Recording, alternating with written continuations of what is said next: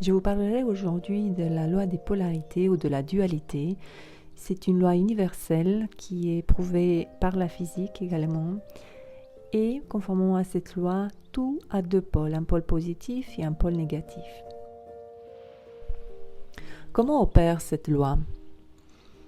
Quand dans la vie, nous sommes dans l'une des extrêmes, dans l'un des pôles, la vie va nous amener des situations pour nous rééquilibrer.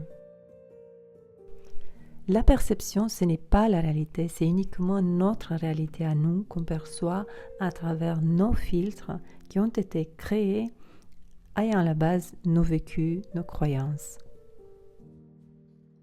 La loi des polarités s'applique pour des événements. Par exemple, je me souviens avec une cliente, je l'ai aidée à rééquilibrer les perceptions suite à une séparation dans le passé. Et elle était bloquée dans le passé parce qu'elle ne voyait pas en fait ce qu'elle a gagné suite à cette séparation. Pour elle, cet événement, ça a été une grande perte. Elle a fait une liste de tout ce qu'elle a gagné suite à cette séparation. Un gain émotionnel, au niveau social, relations, mais aussi matériel. Un autre exemple, j'ai appliqué cette loi pour équilibrer la perception que j'ai eue suite à une perte d'une somme d'argent. Et je me suis rendu compte, suite à cet exercice, que j'avais gagné ce montant, mais pas ce montant uniquement, au moins 10 fois une somme nettement supérieure à ce que j'avais perdu. Cet exercice permet de prendre de la hauteur sur un événement, avoir une vue, une perception neutre. Et ce n'est qu'une fois qu'on a intégré le positif et le négatif d'une situation et qu'on a cette vue d'ensemble, cette vue neutre de la situation, qu'on peut passer au prochain stade d'évolution. Et le prochain aura aussi ses provocations, bien sûr. Il y a 3 stades de sagesse, je dirais, qui caractérisent notre positionnement face à un événement. Le premier stade, c'est de mettre cet événement dans des cases noires et blancs. On est dans les extrêmes. Le deuxième stade, on équilibre les perceptions, on intègre les 2 extrêmes, on a la vision complète et on peut passer au prochain niveau. Et pour les événements perçus comme traumatisants ou négatifs, le troisième stade, c'est la gratitude.